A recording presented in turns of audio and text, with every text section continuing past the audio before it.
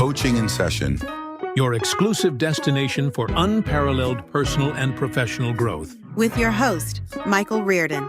Whether you choose to live within limits or break free, your mindset journey begins here. Welcome, Jerry Henderson, to Coaching in Session. How are you doing today? I'm doing fantastic, Michael. Thank you for having me. It's a joy to be here with you. All right. I'm glad to have you on. We're going to be talking about your work. You do much more than this, but you, in the essence of what you do, you are a transformational life coach. You help high achievers and even people who are just trying to get out of the limiting beliefs that they might be riddled with in their day-to-day. Because the world is good to tell them maybe that they can do something or that they're not good enough, and there's going to be imposter syndromes going left and right, and people's minds are going haywire, diving into burnout. They're falling into all of these problems that can be looked at and they can be addressed. So we're going to be diving into all of those different types of mindsets in a moment. But if you could, can you tell us who you are, of course, what you do, and how you help people? Yeah, absolutely. And thank you for that, Michael. Yeah, so as you said, I work with high-achieving individuals. So I'm a transformational life coach, and I like to help people create a life that feels as good on the inside as it looks on the outside. And for many high-achieving, high-performing individuals, they do a lot to create that life, right? And they have a lot of KPIs, measures, everything that they're trying to do to create a life that looks good, that, feels good, but sometimes it doesn't really feel good on the inside because they're dealing with things like you said, of imposter syndrome. They're headed towards burnout. They've got an overly perfectionistic personality. Maybe they've got some, childhood issues that of trauma that are driving some of their performance and some of their achievements. And so they're doing all this stuff, and yet in all of it, it doesn't feel good. They don't feel aligned. They may not be connected to their sense of purpose. And they really sometimes wind up building a life that they don't want to live. And they feel like they have to continue to keep that thing going. And sometimes that's why self-sabotage happens, right? They sabotage themselves out of this thing that they've created. And so I really help them deal with their mindset, build resilience, how they can practice presence, connect to their purpose, and find alignment and find a life that they really feel like they're flourishing in. You brought up a great point about how life can be viewed as the inside of who you are to the outside of who the world sees you as.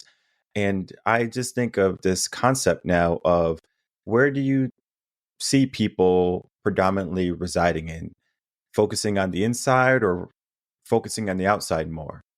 Yeah, I think most people are prone towards the outside, especially in Western cultures. It's just the system that we've built, for better or worse. And I often tell people that the gap between how you feel like you have to present yourself, this image that you have to maintain, or image management, the distance between what that is versus how you feel internally, the greater the suffering. So the bigger the gap between who I have to present myself as and how I feel about myself, the greater the suffering is going to be in your life. And when there is suffering, that's when we start getting into these maladaptive or unhealthy coping mechanisms. We get into escapism. 5 o'clock might start coming a lot sooner during the weekday. We try to find all of these escapes or ways to cope, which is very natural when that gap's really big. And so part of the work is trying to figure out, how do you close that gap? How do you let your external life feel and look more authentic? And how do you grow internally to start to match the person that you really truly want to be? So I definitely think it errs on the side of external is the priority, and internal is something that people really aren't equipped to figure out how to deal with these days. And so I like to help them with that. Very true. I know you have a background in human behavior and understanding why people do the things they do. And I think about when people are going down the road of coping, where they might overindulge in something, whether it be food or it be visual things like phones or videos or something along those lines, like an addiction where they're doing it more than they need to, where that is their escape. And it feels good because they get a reprieve from thinking about the situation or about their problems. And of course, we want them to, at some point, address the problems. But what I find is that many people, they get in their comfort zone, they get in that little box and they just say, well, this is life, this is my circumstance. What is the factor that many people have to feel or know to even want to change from their current systems that they're living?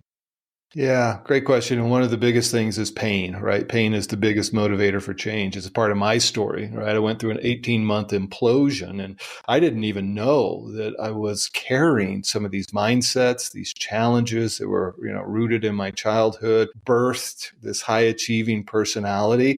But I lacked the resilience that I needed in order to sustain that, because of childhood trauma. Childhood trauma is interesting, right? There's a big research that was done in the 70s around what is called ACEs, or adverse childhood experiences. And some of the research shows us that can birth a high-performing, high-achieving individual as a way to overcome that sense that there's something wrong with me, or that feeling that I'm not enough. And so achievements start to get stacked so that we can hide behind them.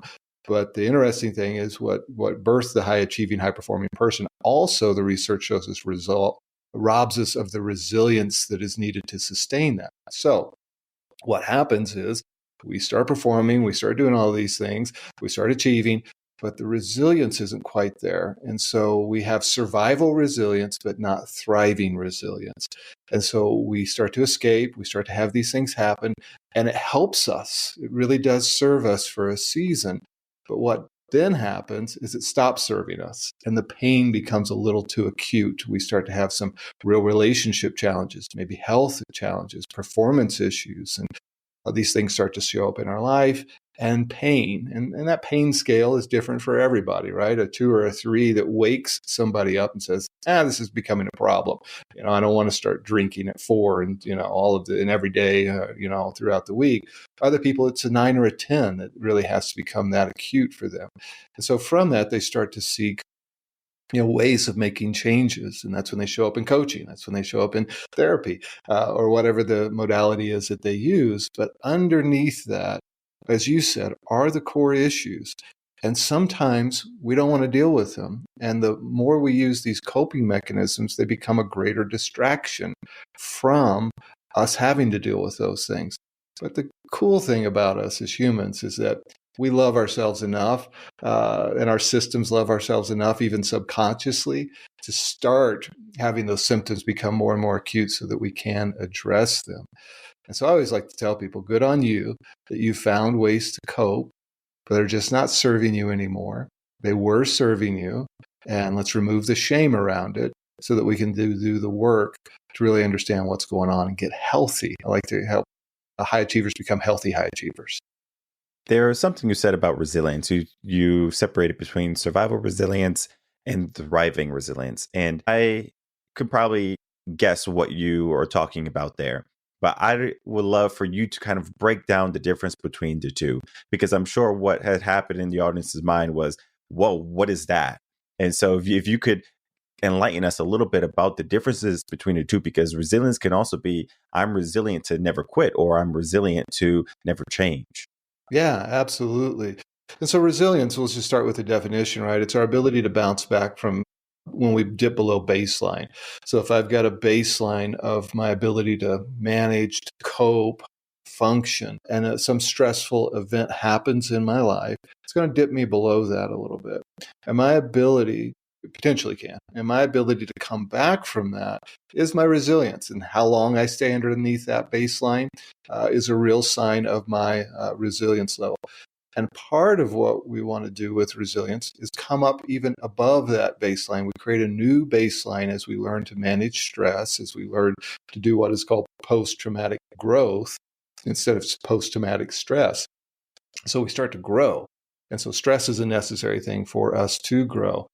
But what happens is if we've been in a survival mode through trauma, toxic relationships, life experiences, whatever's happened, we get stuck in this survival mode. So our limbic system is kind of stuck on red alert, and we're now in survival mode all the time. And what happens is we start to get really comfortable there, and we have a level of resilience to survive through that. And we know how to respond to those stressors. And our nervous system gets used to that acute sense of hyper-awareness, stress levels, anxiety pit in the gut. And so we function, and that almost becomes fuel for some high-achieving people, and they don't know what to do without that. And so they're very resilient. When they get into a survival mode situation, they know how to respond, they know how to react, and they know how to deal with that situation. However, resilience and thriving is a different story. And that's where we start to maintain the baseline, or start to maintain above the baseline versus surviving below the baseline. And when we're above that baseline and things feel good and things relationally feel good, and we start to have good things show up in our life, it doesn't feel comfortable to us. And so we might sabotage it to drop us back below the baseline because we're used to the energy of survival. We're not used to the energy of thriving. And so it feels very unfamiliar to us. We might even feel like there's something wrong. We may not know how to function or perform without that other fuel or energy. So we don't know how to sustain and be resilient in a life that is thriving, that good things are happening. So we have to do nervous system work even in that space to learn how to be okay with a life that feels good, that looks good, and believe that we're worthy of it. Very true. I'm hitting you with all these quick questions that is not on purpose. It's just that you're talking about so many wonderful things and is leading to so many different ideas that I am feeling, and then I'm sure other people are feeling, because one of the things we talk about here on the podcast, we talk about resilience and we talk about mindset, but one of the things we talk about is our level of homeostasis, and is basically like where we reside. And some people, they have like a lower level, they could be sad, depressed, like we have different levels to that. And then we go higher, where you typically want to try to elevate your homeostasis. But again, we naturally fall to where we are. But then you can give yourself a higher level of homeostasis than the typical norm of just sitting on a sofa watching your favorite show, where you're doing something that you love. Like you go for a walk and it feels good. You're doing it more often than not. So when we talk about resilience, right, we're able to bounce back from where we were, and then to, of course, thrive into a higher level of resilience. How does that compare to homeostasis? Yeah. So I think in terms of trying to set that new baseline, they could be very similar in many ways, right? And so if I want to continue to increase my state, right, as we use the word state, of where I'm at towards a more positive state versus a more negative state, and I feel like I'm, beginning to show up as my best self. And so resilience is my ability to be there and sustain that level, right? And so when we have these big dramatic dips and these swings, I mean, that can be a lot of things, right? And so there can be, all kinds of challenges and mental health issues, even when we look at those heavy swings, right? But when we're talking about those baselines of homeostasis, we're trying to get higher.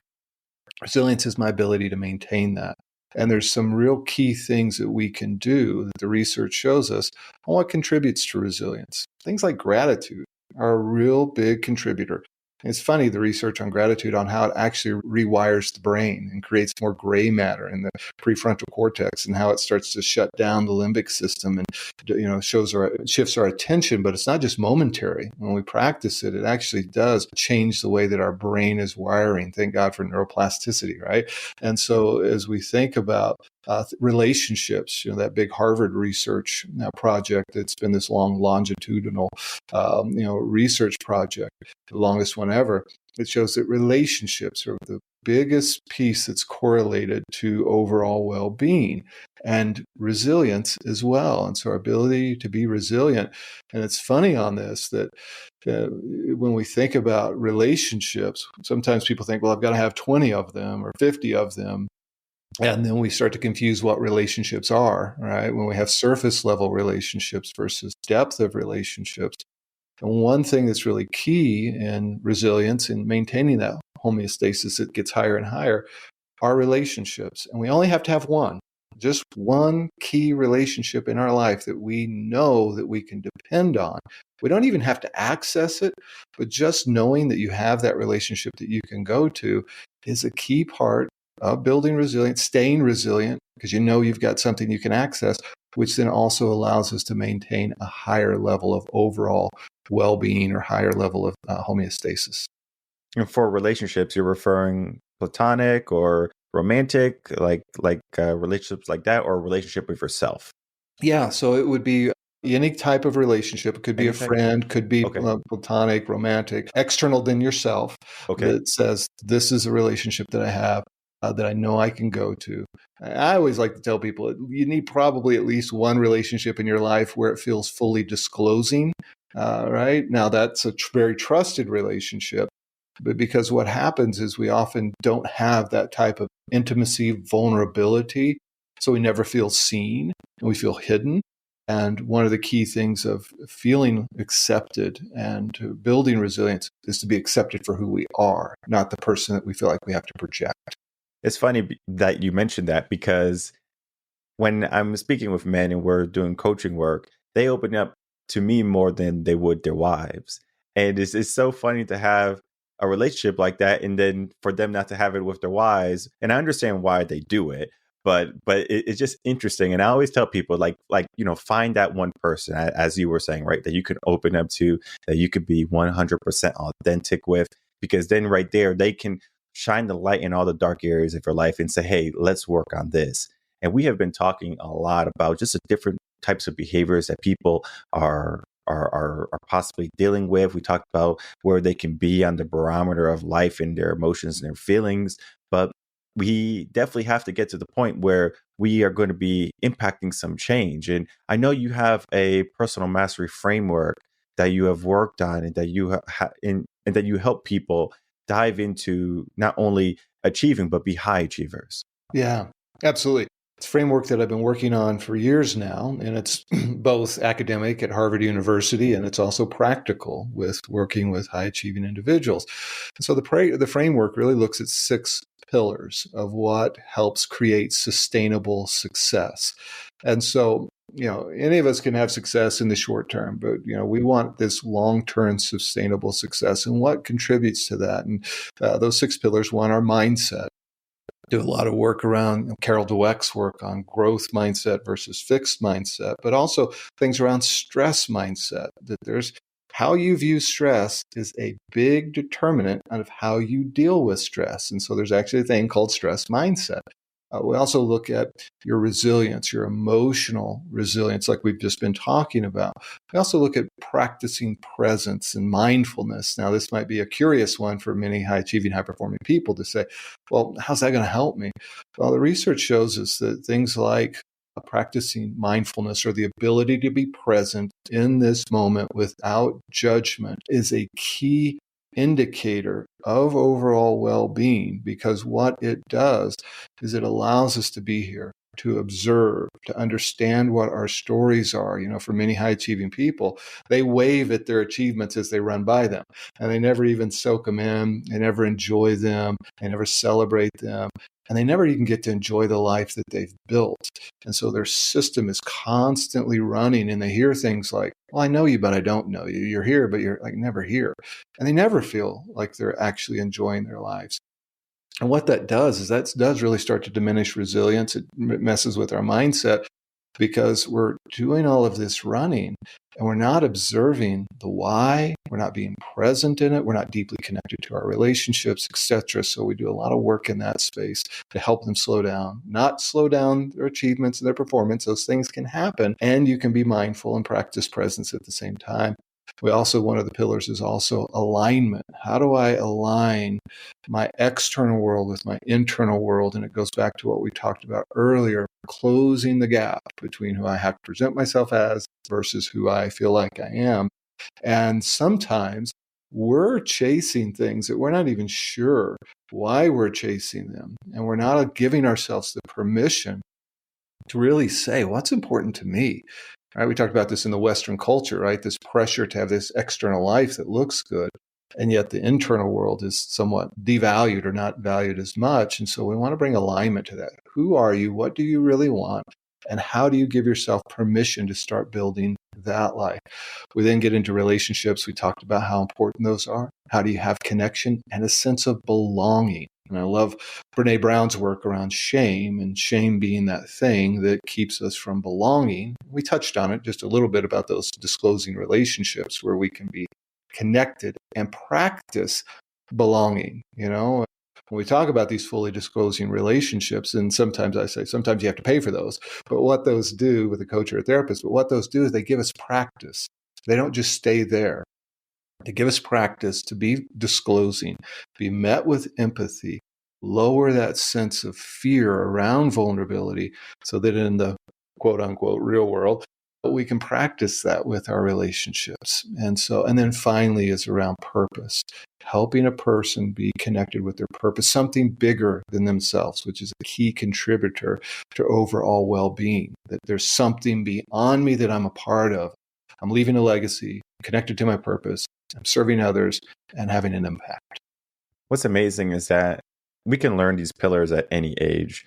So if you're a teen, you can start to look at these pillars and you can try to find alignment. You can try to figure out your purpose, but it seems like there are just so many paths for a person to go and to take. And so they might see someone else's role, like a young Black kid, for example, in the hood, might be thinking about being a basketball player or a rapper because they see it as getting their golden ticket, right? It's the easiest way out instead of going to college and get an education and building something, right? That's a lot of work. But if they are just good at a sport or good with lyrics and good with rhymes, that they can, get that golden ticket, right? But we can look at the statistics of how many people actually make it and they become mainstream rappers or they become people who are playing in the NFL or the NBA. So these individuals are basically all fighting for that number one spot. And so what happens where if you do have a number one and they see, oh, wow, this person is number one, I have to try to beat them. And they keep trying to beat them, but then they keep on failing. And so they feel as if their purpose wasn't that anymore. So then they shift and pivot. Maybe it's a good thing, maybe it's not, and then before you know it, they just find themselves in this rat race of life, trying to figure out what's next for them. And so when we look at these pillars and when we look at a person in their development, is there a systematic way for them to succeed rather than just to keep on testing the waters and see what fits? Yeah, great question. And I think a lot of this has to do with the individual themselves, their environment, as you mentioned, culture and their wiring, their personality style. For example, Myers-Briggs, you've got an ENFP, extrovert, intuitive, perceptive, feeling all of those things. Their personality is very much wired to throw themselves into an experience to know whether or not they like that experience. And then they get into it and they're like, I don't know if I like that so much. I'm going to try this over here. And so they can seem to be a very unstable, don't know what they want, bounce around type of personality. But the truth is they're just expressing who they are. And that's not kind of accepted in our kind of cultural mind frame, which is, maybe a little bit more of a, IJ. I'm trying to remember, the more judging, the more introverting kind of, and judging not in a bad way, but just as a type of personality where there's more people that are kind of built with that mindset that kind of design this world that we live in. And so for a person to figure out what their personality style is, I think is really important. And to drop the stories that we develop. We live our life by stories. And if I've developed a story that I have to go this direction or that direction, or I really pursued something and it didn't work out for me, and now I got to go do this thing over here that I really don't want to do, that can feel, you can develop some shame from that. You can have a lot of self-judgment, feel like you're the wandering, person. But the truth is, a lot of that might be based off of how you're wired, and to accept that and to embrace that and to allow yourself to go, that's okay. That's a part of my journey of who I am. We live in a world where we don't get a lot of permission to live our stories, to take our journey, and we want to be able to walk the path. And a lot of that is discovery, is a process of testing. And then there's other people that says, you know what? I know what I want from the fifth grade, and I'm pursuing that, and that's what I do. Good on you. That's an amazing, path for you. Neither one's right or wrong. And when we get into right and wrong labels, I think it hinders us from really exploring what we want and who we are. Now, the other thing is when we start to look at things, as you said, that become the golden ticket or the easy way out, we kind of feel like we get pushed into that direction. And once again, it comes back to the alignment piece. And, when can I find alignment? When do I feel like it's less about the achievements or proving that I'm only valuable if I do those things? I'm only valuable if I'm number one, or if I'm only pursuing these certain types of, stereotypical, frameworks, that's when I'm acceptable, lovable. We have to ask the why behind some of that. And the truth is, sometimes there's nothing but life experience that can give us that, right? You can't put a old head on young shoulders. And that's the challenge. And so, but some of this, in starting early to answer the question, is personality tests, understanding who you are, really beginning to give yourself permission to follow those paths. 2, really beginning to explore what's important to you versus what you feel like you should be doing, or simply what you're surrounded by. That's one of the biggest challenges. And when we are surrounded by certain expectations or certain momentum, it becomes very hard to break free from that. So, but there is work that we can do. It can start young, and the younger we start as parents with our kids and helping them develop these mindsets, the better. But as we look later in life, sometimes experience, sometimes personality, sometimes where we're at. But it's okay that sometimes it's a fumbling through it, because this is the first time you've lived in this life. I mean, that's the truth, all of us. And we think that we should be acting like we've done this 20 times. This is the first time we're doing this thing. Yeah, very true. So sometimes I remember when I would go hiking, and regardless of where I went hiking, I'll always get lost the first couple of times. So I can have a map, I can have my phone, and I can kind of know where I was. And it was funny because I used to live in Connecticut. I live in Texas now. And in Connecticut, a lot of forests, a lot of good hiking.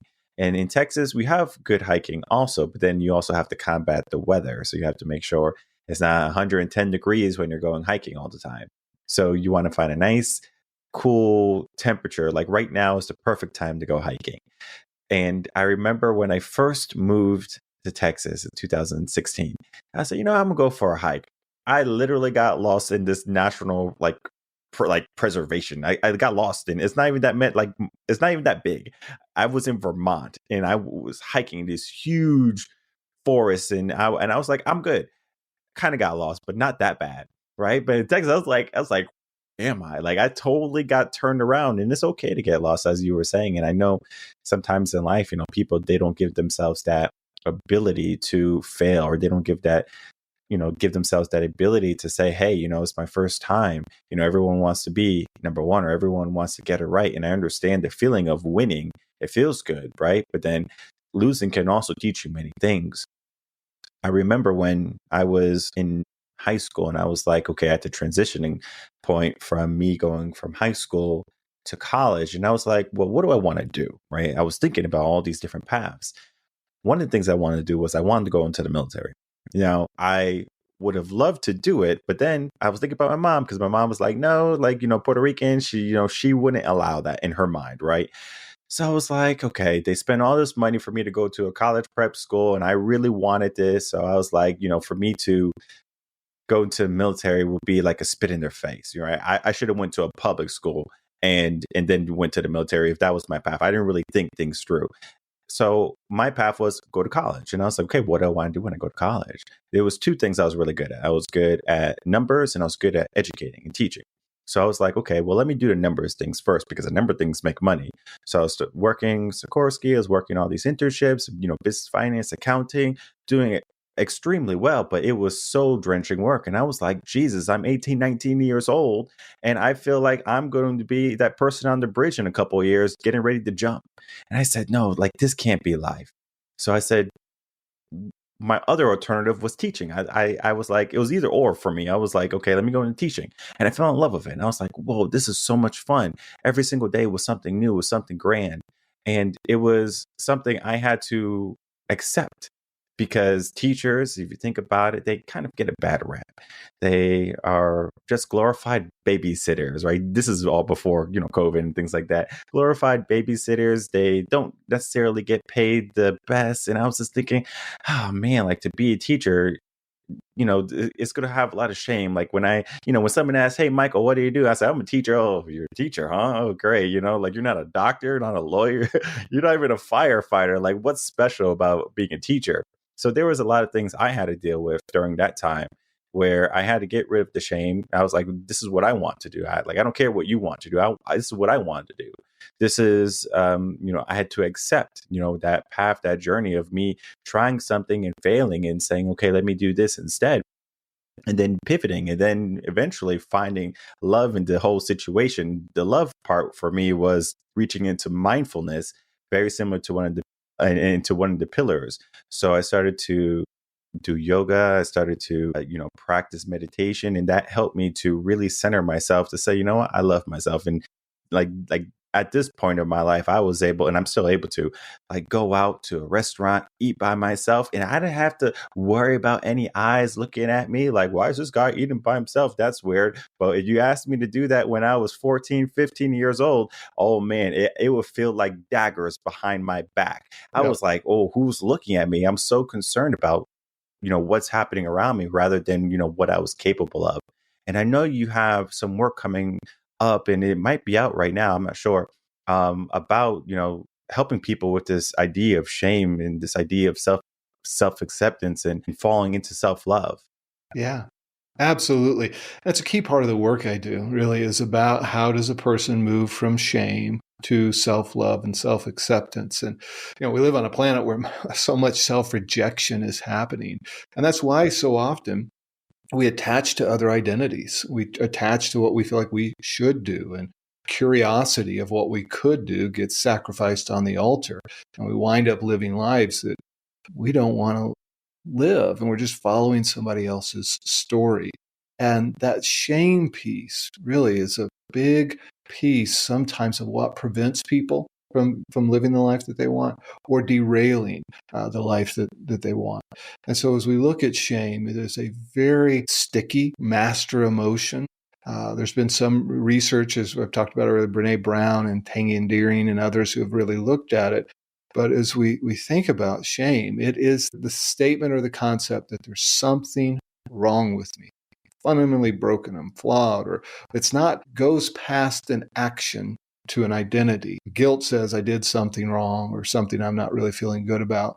Shame says I am something wrong. There's something bad about me, or I'll never achieve what I want to do, or I'll never be able to find my way someplace. And so it really feels about personal identity. And so really helping people understand the psychology of it, the neuroscience around it, how we get addicted to it, how it's a coping mechanism, all of those things are really important.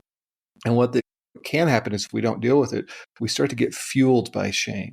We start to get fueled by trying to overcome that, and it becomes compensation versus expression. I want to express who I am, not try to compensate for who I am. Does that make sense? And so when we think about then moving to a place of self-love, and so helping people understand what is self-love. It's not weak, it's not soft, it's not narcissism, it's not selfishness.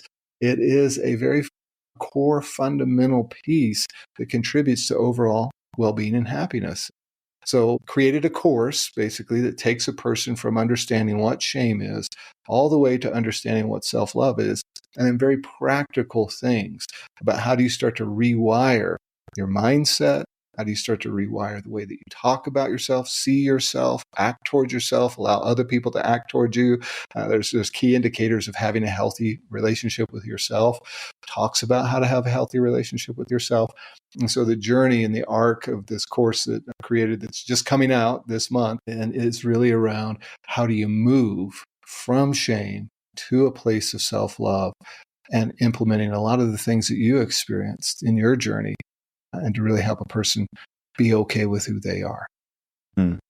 Sometimes I look back at my life and I say, it would have been nice to have a life coach at certain points, or just a coach in general, like a coach that can help me navigate my thoughts, because it felt like I was alone. It felt like I couldn't speak to anyone. I had a brother and I talked to him about certain things, but not everything. Of course, it's very similar to how, some of the men are going to go up to you and tell you about, some of the things they won't tell their wives or tell their best friends. It's just like, I'm going to tell Jerry these things. I'm not going to tell anyone else.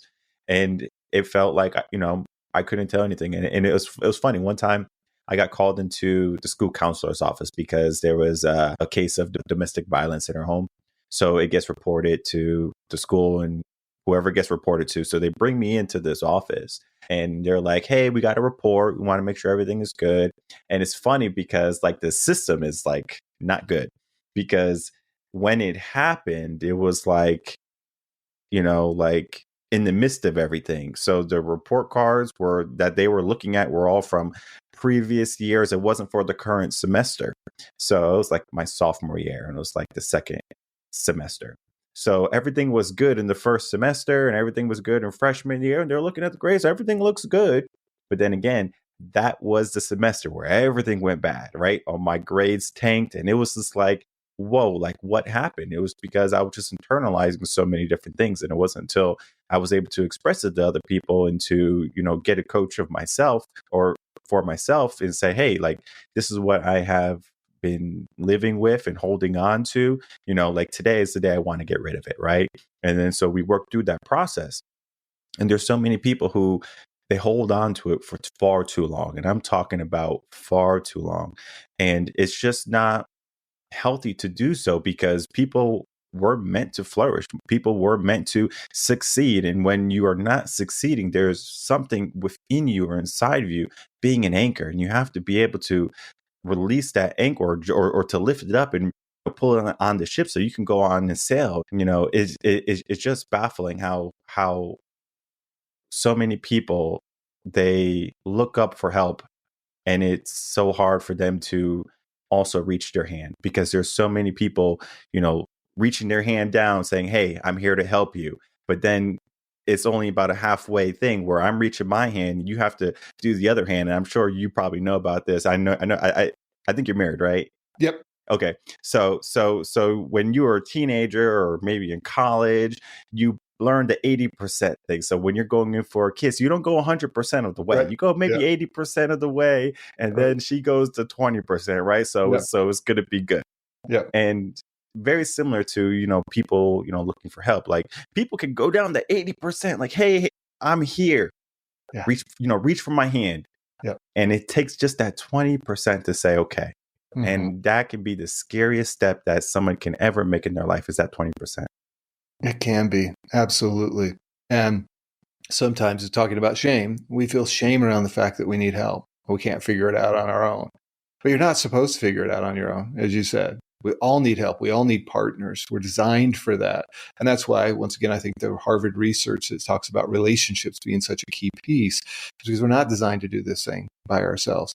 And just because you need help doesn't mean there's something wrong with you. Doesn't mean that you're broken. And here's the thing. We all need partners in our thinking and in the way that we problem solve. I remember when I had to ask for help. It was scary, but I realized that I'd come to the end of myself. And some people wait till they come to the end of themselves. And then that usually has a lot of collateral damage that goes with it. But you don't have to wait till you come to the end of yourself. And some of the best things that we can do is seek help when things start to show up versus when they demand that we get help for them. When we start to notice that things are starting to happen. And we really, we've gotten a lot better in this, but we have room to grow about reducing the stigma around needing help. And sometimes, especially for young men, being able to ask, and men in general, the research shows us that men seem to suffer in silence more, and it doesn't in any way diminish, women's suffering and the journey that they have. But there's more of a relational connection there. Men seem to suffer in isolation, and so being able to ask for help is something that I hope that we can normalize, and that 20% closing that gap feels very natural to us. And I got to tell you, if you're listening to this, there is no shame in needing help. The most healthy people I know, the most healthy people that I work with are comfortable with it, have gotten comfortable with it. They didn't start being comfortable with it, but they've gotten comfortable with asking for help when they need it and closing that gap, that 20% that you were talking about. Mm-hmm. I think of the first time I ever went camping by myself, and I went with my dog. So it makes it even another layer of complexity because the dog's running around. She's like 9 or 10 months old. And I'm like, oh, Jesus, like I have to watch her. Then I have to go procure firewood and I have to go cook my food and pitch my tent. And it was a lot of work. And I did this for 2 weeks straight. So it was like a solo camping trip around New England. And it was so much fun to do it, but it was exhausting. And it wasn't until I started camping with like my friends and my family. We would go luxury camping is what I called it. We had these nice big tents and we had coolers and it was the whole nine for camping. And it was so much easier. It was just like, this is easy. I buy the firewood. I don't have to do anything. It was a lot of fun. And everyone loved those camping trips. But then I still think back at the solo camping trip and then how it like, if I just had one person and if I just had some help, like that solo camping trip, even though it would have been not a solo camping trip, it would have been much more manageable. And I think of life in that way where life can be manageable. And right now you might be managing it to a degree. Things might be taking a back burner. You might be sacrificing on certain things and eventually it's going to start showing. We grew up in the ghetto. And so we had home and we didn't do any maintenance on the home. Like our maintenance on the home, if the screen door broke because of the dog trying to bust through, was we put duct tape on it. Okay. And if you put duct tape on a door that is going to be west facing, the sun is going to come and drive that duct tape and then the glass is going to fall. And then so you have a door that is literally just the metal thing with no window because the duct tape, failed. So there's going to be things where you can do a patch fix or you can get to the root cause and you say, hey, let me do the deep fix. And this is all in metaphor or analogy for you to say, like, there's going to be things that you may have been putting Band-Aids on until today. Today can be the day where you say, I'm going to dive deep. I'm going to look at everything that is about me. I'm going to be extremely, extremely curious about what is making me tick and what is making me not achieve to the person or become the person that I want to become. And I find that, yeah, sure, you can do it by yourself. You can go through the pivots, you can go through the trial and error, but it just takes so much longer. So if you get a coach, if you get a guide, if you get someone who can help you along the way, it's going to be a better choice. But then at the same time, you're going to realize how powerful it is to have and to start a relationship with someone who also wants to see you win. And Jerry, our conversation was definitely one for, people to rewind and to look back at all the nuggets and all the notes that we have been dropping on them this whole entire episode. But if you could, I would love some final words that you can leave everyone with. And then please tell everyone how they can reach out to you, find you, and get any of this material that you have created and cultivated for them. Yeah. And, Michael, I'm going to just piggyback off what you said, kind of as the final words, right? And to really encourage people that you don't have to do the journey alone. You're not designed, as we said earlier, to do it alone. And sometimes, as I said, we do it because of shame. We don't get help because of shame.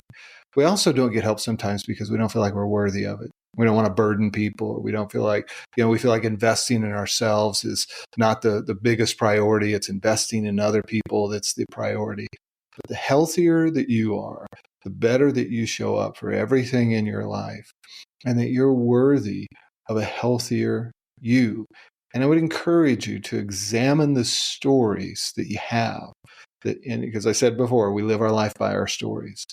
And examine the stories that come up when you think about getting help, getting somebody to walk with you. It doesn't have to be a coach, doesn't have to be a therapist. I do coaching. I believe in it. That's why I do coaching. I have a coach that I work with that keeps me the sharpest that I can be.